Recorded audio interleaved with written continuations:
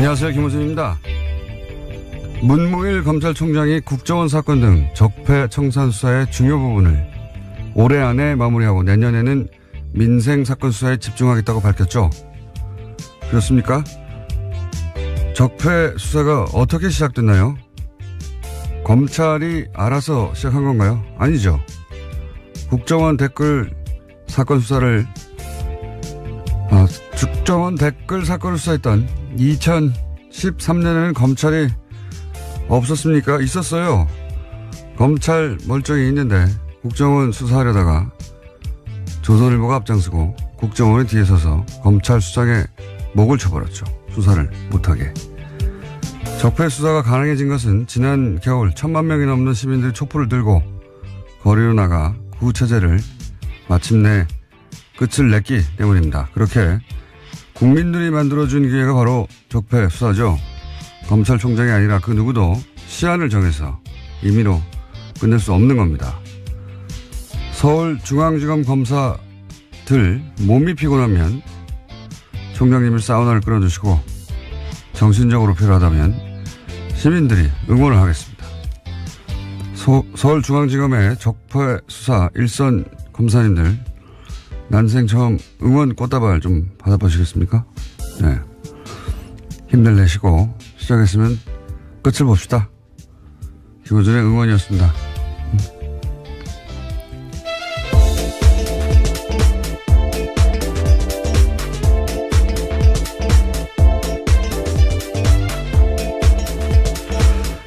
제가 요새 수요일날 다시 새로운 방송을 하나 시작해가지고, 예.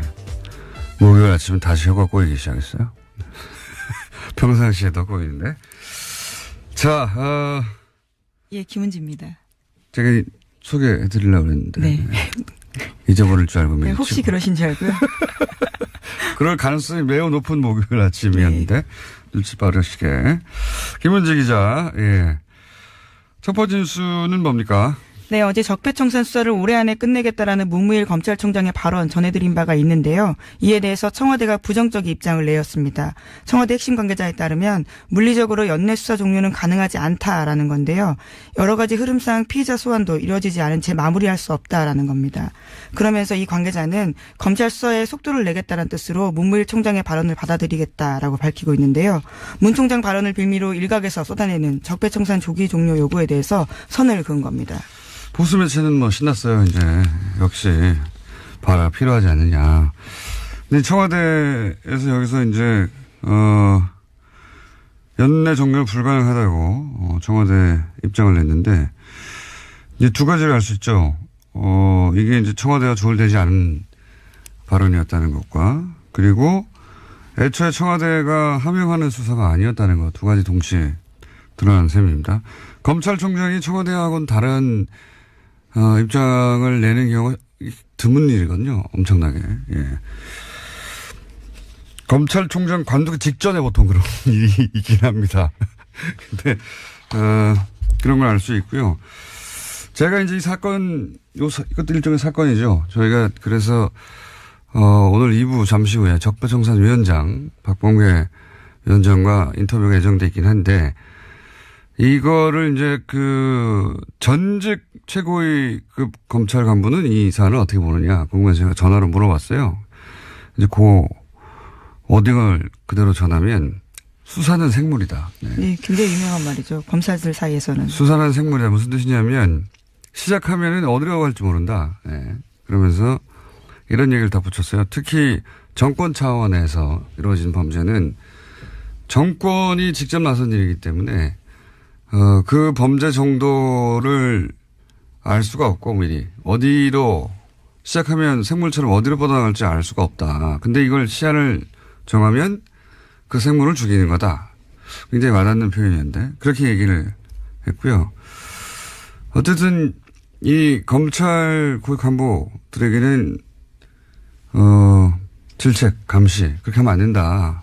필요하지만 수사는 결국 일선 검사들이 하는 거거든요. 저는 이제 문무일 총장 발언 가지고 이제 여러 가지 논란이 있는 걸 보고서 일선 검사들이 맥이 빠지겠다. 네, 이런 생각이 들었어요. 그 특검 할 때 왜 특검 사무실 앞에 전국에서 시민들이 이제 꽃다발 보내줘서 그 앞에 예, 그랬죠. 가득 차 있었잖아요. 그게 굉장히 큰 응원이 됐다고 해요. 그래서 뭐 검찰총장에 대해서는 뭐 이런 견제와 감시가 필요하겠지만 일선 검사들에겐 바카스를 보내줄 때가 아닌가. 꽃다발이나. 그래서 저는 이제 오늘 방송 끝나고 꽃다발 하나 보여줄까. 예. 검찰들이 저를 좋아할 일은 없는데요. 하도 욕을 많이 하고. 꽃다발은 좋아할 수도 있죠. 예. 이름을 안 붙일 뻔 하는 생각도 있습니다. 응원이 필요할 때다. 오히려. 예. 그런 생각을 했고요. 자, 다음 뉴스는 뭡니까? 네, 관련된 적폐 의혹들이 계속 나오고 있는데요. 이번에는 2014년 검찰이 서울시 공무원 간첩 조작 사건, 그러니까 유성 사건이라고 불리는데요. 이 사건을 수사할 당시에도 국정원이 수사를 방해했다는 주장이 나왔습니다. 검찰은 압수수색에 대비해서 가짜 사무실을 만들고 허위 서류를 제출했다라는 의혹이 나오고 있는 건데요. 민변이 오늘 해당 제보 내용을 공개하고 진상규명을 촉구할 기자회견을 열 예정입니다. 이 사안은 오늘은 시간이 저희가 없어가지고 내일 인터뷰를 미리 잡아놨는데요. 예. 제가 편지 봉투를 봤습니다. 네, 저는 편지 내용도 봤습니다. 저보다 많이 오셨군요. 예, 예. 5장인데요. 총 굉장히 자세합니다. 그러니까요. 이거는 내막을 아는 사람의 제보가 확실하고요. 예. 그리고 이제 이게 인터넷이나 또는 기타 흔적이 없는 방식이 아니라 그 편지를 보냈어요. 봉투에 넣어가지고 편지를 보냈는데 그 박근혜 국정원에서 가짜 간첩을 만들 때 얼마나 대범했는지, 예. 절대 들킬 리가 없다고, 얼마나 자신했는지를 알 수 있는 상징적인 사건이 유성 사건입니다. 네. 서울시 공무원, 인데, 대놓고 가짜를 만든 것도 대놓고 절대 들킬 리 없다. 증거도 조작하고 외교적 문제가 되기도 했었습니다. 당시에. 가짜 간첩 사건이 이렇게 실시간으로 밝혀진 건 우리나라 헌정사회 최초예요. 예. 그 이후에 몇십 년 후에, 명예가 회복된 적은 있는데 실시간으로 밝혀진 건 최초예요. 근데 저는 이 가짜 사무실, 이 놀랍지 않은 게 이 생자로 간첩을 가짜로 만드는데 뭐 사무실 정도야 뭐 아무것도 아니죠. 예. 근데 이게, 유성 사건 때도 있었다. 가짜 사무실 만든 게 영화처럼 세트 만들어서 여기 압수수색 하라고. 하여튼 증거 조작과 증거 인멸의 대마왕이에요. 이쪽은. 예. 그래서 국정원 관련 사건은 저는 모조리 다 구속수해야 된다고 보는데. 예. 네. 해당 제보자 같은 경우에는 정치호 변호사, 그러니까 최근에 자살한 국정원 변호사 있잖아요. 예. 그 사건을 보고 자기가 용기를 냈다라고 이야기를 하는데요. 거꾸로 또 그 제보는 그래서 이렇게 추적이 어려운, 예. 전통적인 방식 편지로 보내야 되겠구나. 용기를 냈다기보다는 저는 화가 났다. 아이, 그렇죠. 예. 밤잠을 뒤척였다 이런 식의 표현들이 있는데요. 국정원이 제대로 개혁돼야 된다라는 것들 때문에 이런 편지를 쓰게 됐다라는 겁니다. 국정원 내부자라고 볼 수밖에 없는 것이 너무 내용도 자세하고, 예. 국정원 내부에 누가 이 전략을 총괄 기획했는지도 특정돼 있고, 예. 굉장히 자세한 내용입니다. 네. 의외의 곳에서 터졌어요, 또. 예. 자, 그런 사건이 하나 있습니다. 오늘 민변이 기자회견을 한다고 하고 내일 인터뷰가 저희는 예정돼 있습니다. 자, 다음 뉴스는요? 네, 어제 장시호 씨가 1심 선고가 있었습니다. 검찰의 구형보다 센 징역 2년 6개월이 나왔는데요. 곧바로 법정 구속됐습니다. 당초 특검은 장 씨에 대해서는 징역 1년 6개월을 구형한 바가 있는데요. 그보다 더 높게 나온 겁니다. 장 씨가 수사와 재판에 협조한 점은 있긴 하지만 이 사안으로 실질적으로 가장 크게 이익을 본 사람이 장시호 씨라면서 재판부가 이렇게 판단했다라고 밝혔습니다. 검찰은 굉장히 당황했을 겁니다. 왜냐면은 특검 때 장시호 씨로 인해서 밝혀진 게 적지 않단 말이죠. 근데 우리나라에서 법적으로 풀리박인이 없잖아요. 양형거래가. 그러니까 죄를 인정하고 협조하면 형을 낮춰주거나 아예 풀어주는 제도가 우리나라에 없단 말이죠. 그래서 아마 이제 혐의 중에서도 이게 공갈죄인데 강요죄로, 왜냐면 강요죄가 형량이 낮아요. 강요죄로 잡고 그리고 그중에서도 양형을 낮게 잡아주는 것으로 검찰은 그런 노력을 한 거죠. 네, 구형을 낮게 한 바가 있습니다. 네. 왜냐면은 이 정권 차원의 범죄일 때는 특히나 그 종범들이나 협조자들이 자백을 하거나 하지 않으면 밝혀내기 어려운 게 굉장히 많습니다. 장시호가 밝혔던 여러 가지 사안들은 사실은 장시호가 받거나 직접 확인해 주지 않으면, 절대 밝혀낼 수 없는 부분이 많았거든요. 네, 제2의 태블릿 PC를 낸다던가 구체적으로 어떤 데 무엇이 있는지를 제보한 바가 있습니다. 그렇죠. 예. 그래서 검찰은 이제, 장시호에게 암암리에, 검찰이 알아서 그런 협조에 대해서 배려하겠다고 신호를 줬을 것이고, 장시호 씨도 적극적으로 협조를 한 것일 텐데, 사법부가 보기에는 형량이 너무 낮았던 거죠. 예.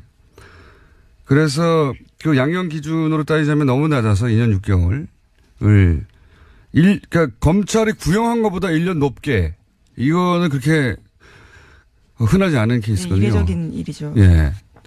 지금 이 적폐 관련해 가지고는 최초의 사례고 그러니까 검찰이 뭐 두 가지로 해석할 수 있어요. 검찰이 그만큼 낮게 구형을 했다라고 볼 수도 있고 그래서 사법부가 보기에는 이게 너무 낮은 거 아닌가 생각할 수도 있고 또 한 가지는 사법부가 의도하지는 않았다고 저는 생각합니다. 이 판결에서. 그런데 결과적으로는 어떤 메시지를 주냐면 검찰 수사 협조에도 별 소용이 없네 이런 메시지를 결과적으로 주게 되는 그런 메시지 효과가 있죠. 예. 예를 들어 삼성 수사 관련해서 검찰에 협조해도 이럴 게 하나도 없다 하는 그런 메시지 효과가 분명히 있습니다. 결과적으로. 이 사안은 저희가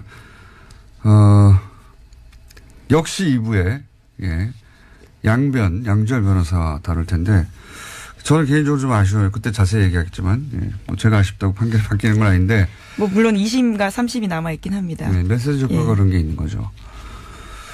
검찰과 그 장시호 씨는 당황했겠죠. 크게. 아마도 장시호 씨는 모르긴 몰라도 1년의 집행유예 혹은 1년 6개월의 집행유예 2년 이런 식의 법정 구속을 예상하지는 않았을 거라고 봐요. 네, 어제 그래서 그 결과가 나온 다음에 재판장한테 그런 호소를 했었습니다. 바로 법정에 구속되지 않도록 해달라고요. 아이를 좀 보고 오겠다라는 취지 이야기도 했었습니다.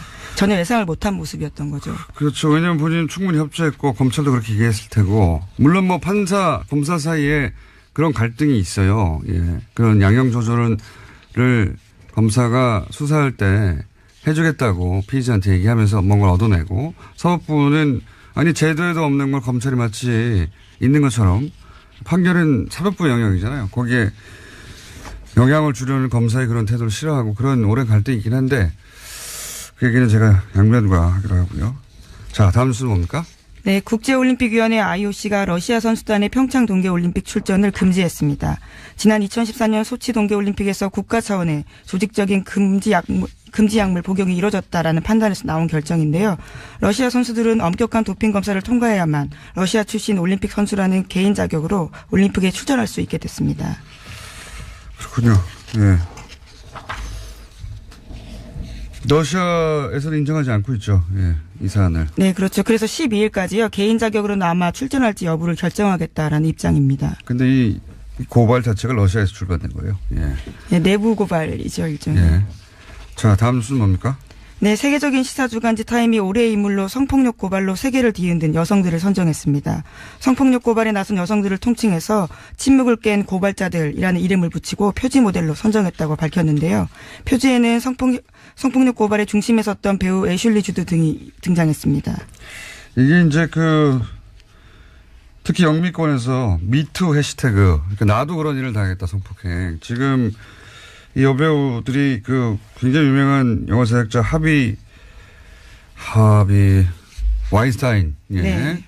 그 양반한테 당했던, 성추행 사건들을 계속 폭로하고 그러자 나도 당했다고 하는 미투 해시태그 광풍이 불었거든요. 예. 그래서 이게 이제 전 세계로 퍼져나갔어요. 네. 예. 80개국이 넘는 국가에서 해시태그가 회자됐다라고 합니다. 미투. 여기까지 하고 이제 저희의 미니인 리얼미터를 해야 되는데 이 해시태그 얘기하니까 제가 오늘 재밌는 거 하나만 얘기하고 꼭 넘어가야 되겠습니다. 제가 댓글 부대 아직도 운영된다 이야기 여러 번 했거든요. 근데 이제 반신반의 하셨던 분들이 많을 거예요. 제가 오늘은 좀 더 구체적인 증거에 해당되는 정황을 거의 증거라고 봅니다. 말씀드리면 지금 네이버에 가서 오픈, 영어로 오픈, 영어로 쓰지 말고 근데 한글로 오픈 열기 네 글자를 검색어에 딱 쳐보세요. 그런 다음에 그 메뉴 중에 실시간 검색이라는 메뉴가 있습니다. 네이버에. 트위터 같은 거 검색하는. 오픈 열기라고 치고 실시간 검색을 탁 클릭하면 각종 기사에 달린 댓글들 중에 오픈 열기, 옵션, 죄송합니다. 오픈 열기가 아니라 옵션 열기예요. 옵션. 예. 옵션 열기라는 단어가 포함된 댓글들이 주르륵 나옵니다. 이건 해시태그가 아니라 갑자기 왜 옵션 열기라고 하느냐. 이게 전부 다 댓글 부대가 쓴 댓글이에요. 댓글을 달 때 위에서 지시를 받아서 그걸 자기 아이디로 카피를 해서 댓글을 달았는데 거기 맨 앞에 옵션 열기라고 하는 내용과 상관없는 메뉴가 있는데 그걸 카피해서 갖다 붙여버린 거예요. 무슨 얘기인지 아시겠죠? 이거 한번 해보겠습니다. 잘 모르겠는데요. 바보같이 무슨 얘기냐면 네. 내가 댓글을 달 때 댓글 알바가 쳐요. 예. 지시를 받았어요. 내용을. 그게 자기 쓴 내용이 아니라는 거죠. 그걸 카피해서 갖다 붙여줄 거 아닙니까? 자기가 쓴 게 아니니까. 근데 그 카피를 할 때 맨 앞에 옵션 열기라고 하는 이 내용과 상관없는 메뉴에 네네. 들어가는 글까지 카피를 해버린 거예요. 그래서 그거를 갖다 붙여서 댓글로 다는 게 엄청나게 많습니다. 그게 여전히 지금 오늘도 달려있는 것들을 볼 수 있어요. 제가 오래전부터 봐왔는데 이걸로 몇 가지를 알 수 있어요. 이제는 댓글 부대 전용 프로그램이 있는 거예요. 전용 프로그램이 있어서 그 프로그램을 통해서 댓글 지시 내용을 받아요. 그런데 이제 그거를 카피 앤 페이스트 할 때 이렇게 마우스나 뭐로 손으로 쭉 긁어서 붙일 거 아닙니까? 그때 맨 앞에 있는 옵션 열기라고 하는 메뉴까지 촥 카피해서 붙이는 경우가 왕왕 일어나는 거죠. 기계적으로 알바를 하다가 결과적으로 이게 그런 실수가 드러나게 된 거죠. 그런 거죠. 그러니까 프로그램이 있다, 이제는. 이 댓글 부대에 지령을 내리는 프로그램이 있다. 그리고 그걸 카피할 때 옵션 열기라는 부분은 삭제하고 카피해야 될 편입니까? 그래 감독같죠. 그런데 컴퓨터에 그만큼 익숙하지 않아서 고연령대 노년층일 가능성이 높은 거죠. 그것까지 카피해버린 거예요. 재밌죠? 예. 그리고 이 댓글 프로그램을 통해서 댓글 지시가 내려가고 그거를 댓글 다는 부대가 아직도 있는데 그 댓글을 특정 기사에만 달 거 아닙니까? 그 기사들 어디에 달았나를 보면 논리는 굉장히 논리 개발자가 따로 있는 게 확실해요. 예. 고급한 정보들도 가끔 있고요. 보면 당연히 이제 문재인 대통령 공격한다든가 여당을 공격한다든가 조국 교수도 타겟이 자주 됩니다. 뭐 최근 같은 경우에는 이제 낚싯배 사고를 났는데 세월호하고 비교해서 공격해요. 세월호 그렇게 뭐라고 하더니 니들은 뭐 다르냐. 그리고 이제 김국종 교수. 이국종 교수. 죄송합니다. 이국종 교수를 높이면서 김종대 의원을 공격하고 여기에 저도 가끔 포함돼요. 저는 김종대 의원을 옹호한 적이 없는데 어쨌든. 그리고 조국 민정수석도 자주 등장하고요. 지금 당장 해보시면, 왜냐면 제가 이제 방송에서 이 말을 했기 때문에 이제 지워버릴 거예요. 근데 지금 당장 해보시면 실시간으로 주르륵 나옵니다. 예. 댓글 알바 있다. 댓글 무대 있고요. 이거 누가 시키고 누구 돈으로 하는 건지, 주요한 적폐 수사 끝나면 이거 수사 들어가야 된다고 봅니다. 여전히 돌아가고 있어요. 댓글 알바들. 오늘 여기까지 해야 되겠습니다. 네, 수상 소식도 하나 전해드리려고 했는데요. 수상 소식이요? 네, 민주언론시민연합에서 민주시민언론상 본상 수상자로 김어준 공장장이 선정됐다고 합니다. 예, 아주 짧게 말씀드리겠습니다. 네, 중요한 뉴스네요. 예. 축하드립니다. 언론상을 제가 수상하게 됐다. 자, 시사인의 김은지였습니다. 감사합니다. 네, 바로 이어서 권순정 리얼미터 조사 분석 실장님 나오셨습니다. 그것마저 알려주마. 자, 이건 이제 유일하게 저희가 주 중반에 하는 조사입니다. 네. 대부분 주 초반 혹은 주 말에 하거든요. 자, 한번 쭉 읊어보시죠. 네, 이번에는 정당부터 먼저 소개를 해드릴게요. 네. 네. 2018년도 예산안이 통과됐지 않습니까? 네. 요번에 국민의당하고 바른정당이 최근에 계속 하락세를 겪고 있었는데 네.